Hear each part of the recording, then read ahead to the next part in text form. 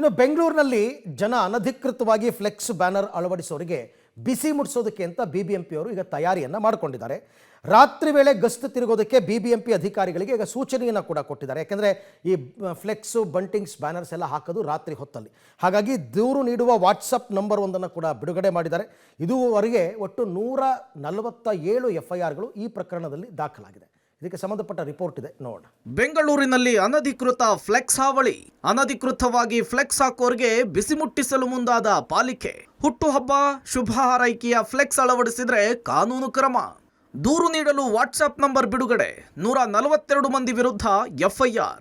ಅನಧಿಕೃತವಾಗಿ flex banner ಅಳವಡಿಕೆ ಮಾಡಬಾರ್ದು ಅಂತೇಳಿ ನಿಯಮ ಇದೆ. ಆದ್ರೆ ಬಿಬಿಎಂಪಿ ವ್ಯಾಪ್ತಿಯಲ್ಲಿ ಅನಧಿಕೃತವಾಗಿ ಫ್ಲೆಕ್ಸು ಬ್ಯಾನರ್ಸ್ ಅನ್ನು ಅಳವಡಿಸುವವರ ಮೇಲೆ ಕಾನೂನು ಕ್ರಮ ಕೈಗೊಳ್ಳಲಾಗ್ತಿದೆ. ಇದುವರೆಗೂ 8362ಕ್ಕೂ ಹೆಚ್ಚು ಫ್ಲೆಕ್ಸ್ ಗಳನ್ನ ತೆರವುಗೊಳಿಸಲಾಗಿದ್ದು, ಪೊಲೀಸ್ ಠಾಣೆಯಲ್ಲಿ ದಾಖಲಿಸಿರುವ 267 ದೂರುಗಳ ಪೈಕಿ 142 ಮಂದಿಯ ವಿರುದ್ಧ FIR ದಾಖಲಿಸಲಾಗಿದೆ. ಅನಧಿಕೃತವಾಗಿ ಅಳವಡಿಸಿರುವಂತಹ ಜಾಹೀರಾತುಗಳನ್ನ ನಾಗರಿಕರಿಗೆ ಸಾಕಷ್ಟು ಅನಾನುಕೂಲವಾಗ್ತಾ ಇದೆ. ಎಲ್ಲಂದ್ರಲ್ಲಿ ಜಾಹೀರಾತು ಫಲಕಗಳನ್ನ ಅಳವಡಿಸಿರುವುದರಿಂದ ಪ್ರಾಣಹಾನಿಯಾಗುವಂತಹ ಸಂಭವ ಕೂಡ ಹೆಚ್ಚಿರುತ್ತೆ. ಈ ಸಂಬಂಧ ಅನಧಿಕೃತವಾಗಿ ಜಾಹೀರಾತು ಅಳವಡಿಸಿದವರ ಮೇಲೆ ಕಾನೂನು ಕ್ರಮವನ್ನ ಜರುಗಿಸಬೇಕಾಗಿದೆ.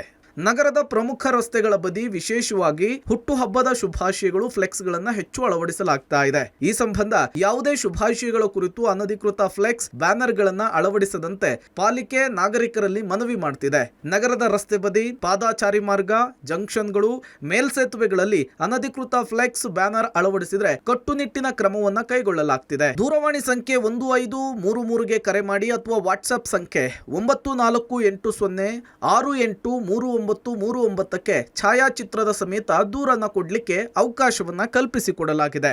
ರಾತ್ರಿ ವೇಳೆಯಲ್ಲಿ ಫ್ಲೆಕ್ಸು ಬ್ಯಾನರ್ ಅನ್ನ ಅಳವಡಿಸುವವರ ಸಂಖ್ಯೆ ಜಾಸ್ತಿ ಆಗ್ತಿದೆ. ರಾತ್ರಿ ವೇಳೆ ಗಸ್ತು ತಿರುಗಿ ಮಟ್ಟ ಹಾಕ್ಲಿಕ್ಕೆ ಮುಂದಾಗ್ತಿದ್ದಾರೆ. ಯಾವ್ಯಾವ ವಲಯದಲ್ಲಿ ಎಷ್ಟೆಷ್ಟು ಕೇಸ್ ಇಲ್ಲಿಯವರೆಗೂ ದಾಖಲಾಗಿದೆ ಅಂತ ಹೇಳಿ ನೋಡೋದಾದ್ರೆ, ಪೂರ್ವ ವಲಯದಲ್ಲಿ ಒಟ್ಟು 10 FIRಗಳು ಜಾಹೀರಾತಿನ ವಿಚಾರಕ್ಕೆ ಸಂಬಂಧಪಟ್ಟಂತೆ ಪ್ರಕಟವಾಗಿದೆ.